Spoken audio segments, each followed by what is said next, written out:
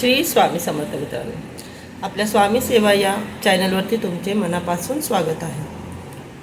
मित्रांनो, आज आपण बोलूया श्री दुर्गा सप्तशती या ग्रंथाविषयी. म्हणजे आज मंगळवार आहे. मंगळवार हा आपण कुलदेवीच्या सेवेसाठी असतो. आपल्या मंगळवार शुक्रवार हा कुलदेवीच्या सेवेसाठी असतो. तर जसं मी तुम्हाला काल दाखवलं होतं श्री स्वामी चरित्र सारामृत हा ग्रंथ, त्याच्या आधी मी तुम्हाला ओळख करून दिली नित्यसेवाच्या पुस्तकाशी. आणि आज मी तुमच्यासाठी अतिशय प्रभावी ग्रंथ आणला आहे तुम्हाला ओळख करून देण्यासाठी. म्हणजे नित्यसेवेच्या पुस्तकांसोबत हे सगळं आपल्याला केंद्रामध्ये भेटतं जर आपल्याला घ्यायचं असेल तर बघा, हा आहे श्री दुर्गा सप्तशती ग्रंथ.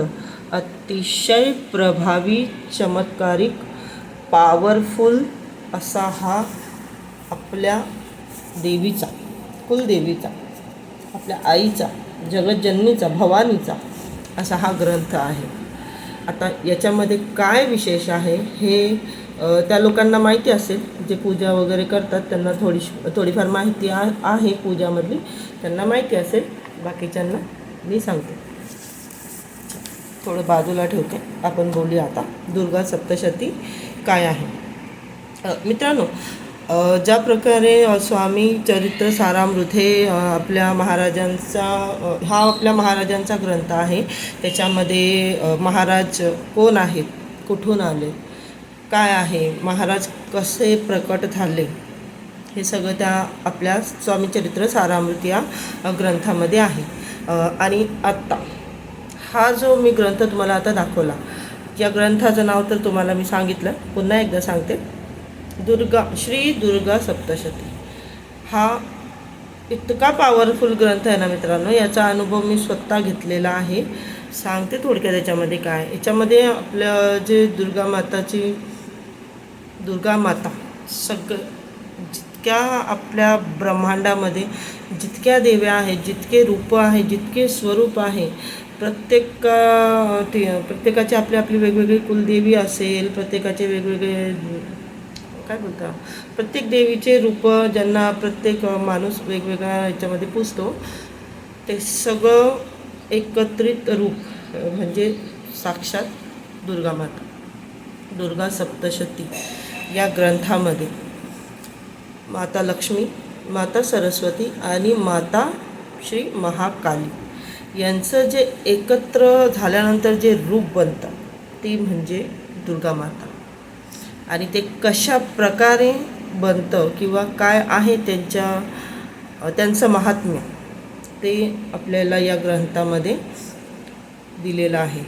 आता या ग्रंथाचं काय म्हणजे कशी याची सेवा कशी असते तर बघा, दुर्गा सप्तशती हा ग्रंथ जो आहे ना, हा आपल्या कुलदेवीसाठी असतो. कुलदेवीच्या सेवेमध्ये याचं खूप मोठं स्थान आहे. तर कसं, दुर्गा सप्तशती ग्रंथात आपण दररोज नाही करू शकत, कोणीच नाही करू शकत. कारण की हल्लीच्या धावपळीच्या जीवनामध्ये कुणालाच इतका वेळ नाही आहे की 2, 2.5, 3 तास आपण देवाजवळ दररोजचं बोलते मी, हप्त्यातून एकदा बसू शकतो. हप्त्यातून एकदा म्हणजे महिन्यातून 4 वेळा आपल्या कुलदेवीच्या वारी, मंगळवार किंवा शुक्रवार आपण निवडून घ्यायचं आहे, ज्या आपल्या सोयीच्या हिसाबाने. देवांचं काय नाही, देवांचा तर प्रत्येक दिवसच आहे, पण आपण असं मानतो विशेष दिवस म्हणून.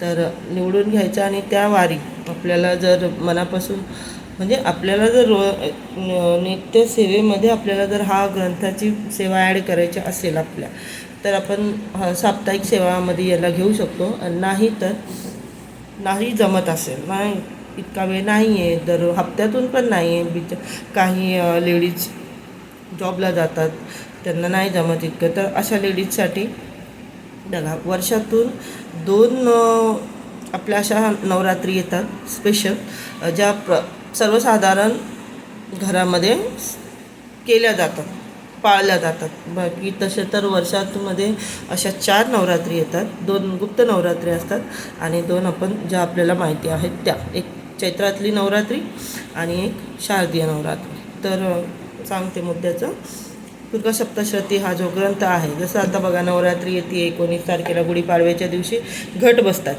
चैत्राची नवरात्री चालू होते गुढीपाडव्याच्या दिवशी.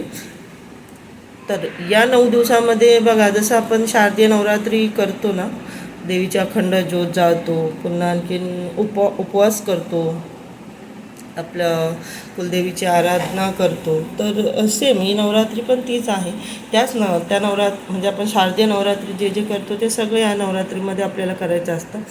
ज्यांच्या घरामध्ये पारंपरिक घट बसतात, जे पूर्वजांपासून बसवत आहेत, सेवा करत आहेत, त्यांना माहिती असेल ही गोष्ट. आणि सप्तशती जो ग्रंथ आहे तुमचं बघा, 9 दिवसामध्ये 9 देवींच्या या जो ग्रंथ आहे याच्यामध्ये आपल्याला प्रत्येक नवरात्रीचा प्रत्येक दिवशी ज्या देवीची पूजा केली जाते त्या देवीच्या प्रत्येक स्वरूपाचं महात्म्य आपल्याला दुर्गा सप्तशती या ग्रंथामध्ये मिळतं. आणि तुम्ही 9 दिवसामध्ये जर तुम्हाला दुर्गा सप्तशती ग्रंथाचं पारायण नवरात्रीमध्ये आपण करू शकतो. आपल्या देवीची प्रभावी सेवा आहे, खूप प्रभावी सेवा आहे. तुम्ही दुसरं काही करा नाही तर नका करू. नवरात्रीमध्ये जर आपल्याला आपण खूप त्रासलेलो आहोत, आपल्याला कुलदेवी आपल्याला असं सांगतं ना कोण ना कोण की कुलदेवीचं तुमचे मानता करून बघा, तुमच्या कुलदेवीच्या इथे तुमचं काही चुकत असेल तर वगैरे. आपण सगळे उपाय करून थकलेलो असतो, काही कळत नाही कुठं चुकतं आहे माझं, काय चुकतं आहे माझं, नाही माहिती पडत आहे काय चुकतं आहे, कुठे चुकतं आहे. राहू द्या, सोडून द्या. एकच उपाय करा जर तुमची इच्छा असेल तर. बाकी मी माझं सांगते. येती जी नवरात्री आहे गुढीपाडव्याच्या दिवशी जी नवरात्री आपली चालू होते, त्या नवरात्रीमध्ये 9 दिवस दुर्गा सप्तशतीचं एक पारायण करा. म्हणजे पूर्ण 9 दिवसामध्ये तुमचं पुस्तक वाचून झालं पाहिजे असं. आणि बघा कुलदेवीची सेवा, आणि तिथून पुढे बघा की काय काय बदल होतो आहे. बदल छोटे छोटे असतात, पण त्या छोट्या बदलांचे प्रभाव खूप मोठे असतात. हे कोणी आपल्याला दाखवून देणार नाही, पण तुम्ही जो व्यक्ती करेल ना त्याला तो बदल झालेला दिसेल. छोटाच असणार आहे, पण त्याचे प्रभाव खूप भारी, म्हणजे प्रभावशाली असे असतात ते की आपल्याला समजतं अरे काही या परिस्थितीत माझ्या हळूहळू बदल होते. असा हा आपला दुर्गा सप्तशती हा महाग्रंथ, जो आपल्याला स्वामींच्या केंद्रामध्ये स्वामी नित्य सेवेच्या पुस्तकासोबत स्वामी चरित्र सारामृत, दुर्गा सप्तशती ग्रंथ, आणखीन एक पुस्तक आहे ते त्याच्यासोबत मिळतं. त्याच्यासाठी मी सेपरेट दुसरा व्हिडिओ बनवून तुम्हाला डिटेलमध्ये देईल. आणि आपला नित्यसेवाचं पुस्तक स्वामी चरित्र सारामृत आणि दुर्गा सप्तशती ग्रंथ, हे याच्यामध्ये आपल्याला दुर्गा सप्तशती ग्रंथामध्ये आपल्याला आपल्या कुलदेवीची सेवा कशी करायची आहे, साध्या पद्धतीने कशी करायची आहे.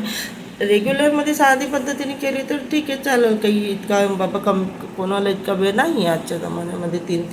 2-3 तास हे पुस्तक एकदा वाचायला घेतलं ना तर कमीत कमी जो रेग्युलरचं वाचणार आहे तर त्याला 1-1.5 तासामध्ये वाचून होतं. पण पहिल्यांदा जो वाचायला घेतो त्याला ॲटलिस्ट 2-2.5 तास लागतात. फर्स्ट टाईम वेळ लागतो, नंतर पटापट होतं. तर मग नाही आहे तर वर्षातनं एकदा करा. शारदीय नवरात्रीमध्ये करून बघा. तुमच्या घरामध्ये घट तर ज्यांच्या घरात घट बसत असेल ते पण करू शकता, ज्यांच्या घरात घट बसत नसेल ते पण करू शकता. असं काहीच नाही की ज्यांच्याकडे घट बसत नाही ते आपल्या आईची सेवा नाही करू शकतो. आपण कोणीही करू शकतं, फक्त थोडेसे त्याचे नियम असतात छोटे, त्यांना जर फॉलो केलं तर आपण करू शकतो. असं काहीच नाही की आमच्या घरात घट नाही बसत मग आम्ही कसं करायचं. चैत्र नवरात्री येते, आता सुरुवात करून बघा. मी तर करते. मी म्हणजे 1-1.5 वर्षापासून मी करते आहे. वेळोवेळी मध्ये काही स्पेशल दिवस येतात, पौर्णिमा येते, अशा काही खास मुहूर्त असतात त्याच्यावरती. तर तुम्हाला वाटत असेल की अरे मला तर असा स्पेशल वेळ मिळत नाही कधी माझ्या कुलदेवीचा कुळाचार करण्याचा किंवा तिथे बसण्याचा त्यांच्याशी, तर अशा महत्त्वाच्या खास दिवशी आपण थोडा वेळ काढू शकतो ना. तर त्याच्यासाठीच हा जो ग्रंथ आहे हा इतका प्रभावी आहे मित्रांनो. एकदा जरी तुम्ही एक पारायण जरी तुम्ही केलं ना दुर्गा सप्तशतीचं, तुम्हाला त्यातच परिणाम दिसेल.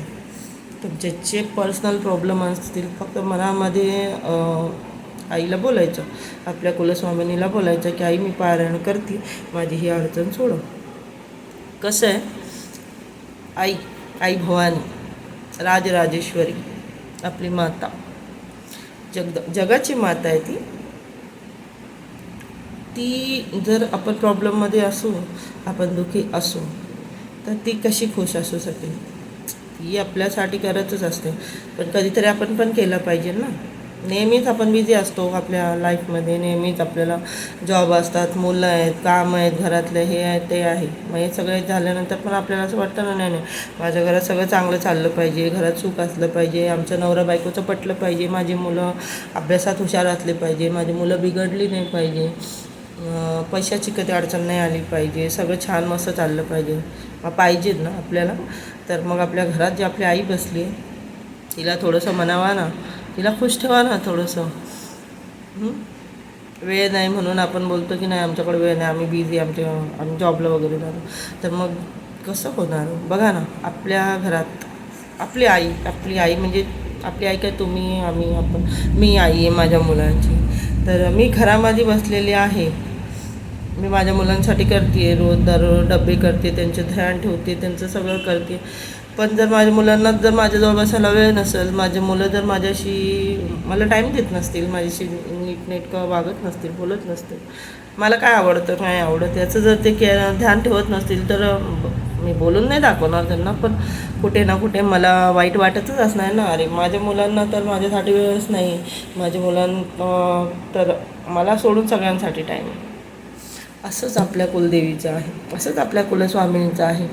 ती येऊन आपल्याला बोलणारच नाही की बाबा मला काय पाहिजे, बस माझ्याजवळ थोडा वेळ दे, मला नाहीच बोलणार. पण आपलं काम आहे 6 महिन्यातून एकदा, 6 महिन्यातून ॲटलिस्ट 2दा, वर्षातनं 2दा असं थोडीशी अशी खास सेवा करायची, स्पेशल सेवा करायची. मग आता ज्यांना माहिती आहे ते करतात, ज्यांना नाही माहिती ते नाही करू शकत. कित्येक जणांना तर करायची इच्छा असते, मार्गदर्शन करणारं कोणी नसतं. ज्याप्रमाणे माझ्यासोबत जे तेच होत गेलं. सेवा आम्ही करतोयच आहे, आम्ही लग्न झाल्यापासून मी सेवा करतेच आहे देवांची. जी माझी सासू ज्या सेवा करत होते त्या सगळ्या सेवा मी करते, पण त्या योग्य प्रकारे होत आहेत का, होतच नव्हत्या. मला कधी प्रॉब्लेममध्ये असले तर आपण दाखवतोच ना कोणाला की बाबा आमच्या घरात असं चाललं तसं चाललं. कोणी मला विचारलं तर मी बोलायचे आम्ही सगळं करतो. मग काय बरं असं असेल की ज्याच्याने प्रॉब्लेम्स येतात, त्याचं निवारण होत नाही. तर नव्हतं ना माहिती पडत. मग केंद्रामध्ये जोडल्यानंतर माहिती पडलं आम्हाला की तुम्ही तर आईला सोडून तुम्ही सेवा करताय. त्या ताईंनी मला विचारलं की कुलदेवीचं करताय का तुम्ही. म्हटलं हो ताई आम्ही करतो आहे, माझं लग्न झालं तसं मी जे माझ्या सासूने मला सांगितलं मी ते सगळं केलं आहे. पण त्यांनी बोललं कोणत्या देवीला पूजता. मी त्यांना सांगितलं मी कोणत्या देवीची पूजा करते, माझी सासू कोणत्या देवीची करत होती. त्यांनी मला त्यांच्या जे असतं त्यांच्याकडे बघण्याचं, त्यात बघून मला योग्य आमची कुलदेवी आहे कोणती आणि आम्ही काय सेवा केली पाहिजे हे सगळं मला त्यांनी सांगितलं. त्यांनी मला बोललं तुम्ही आईला सोडून मावशीलाच पुजता इतक्या वर्षाचे, तर कसं व्हायचं. आईला तर वाईट वाटणारच आहे ना.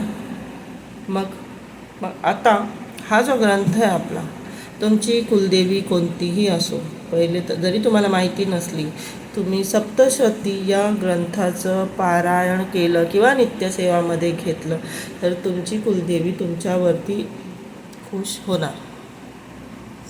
होणार आणि आणखीन आत्तापर्यंत ज्या स्पीडने तुमच्यासाठी काम करते, आणखीन त्याच्यापेक्षा डबल स्पीडने तुमच्यासाठी तुमची कुलदेवी कार्य करत चालणार. बघा असा हा चमत्कारिक आपला ग्रंथ आहे. आणि मित्रांनो मैत्रिणींनो, या ग्रंथाचा अनुभव मला स्वतःला आलेला आहे. तर आपल्यापैकी ज्यांना कोणाला या ग्रंथाचं पुस्तकं जे मी तुम्हाला दाखवते ते हवे असतील, तुमच्या जवळपास जिथे कुठे माऊलीचा आपल्या स्वामींचा मठ असेल, केंद्र असेल, तिथे जा. तिथे तुम्हाला खूप कमी किमतीमध्ये हे पुस्तकं मिळतील. तर आत्ताच्या व्हिडिओमध्ये इतकंच. भेटूया पुढच्या व्हिडिओ.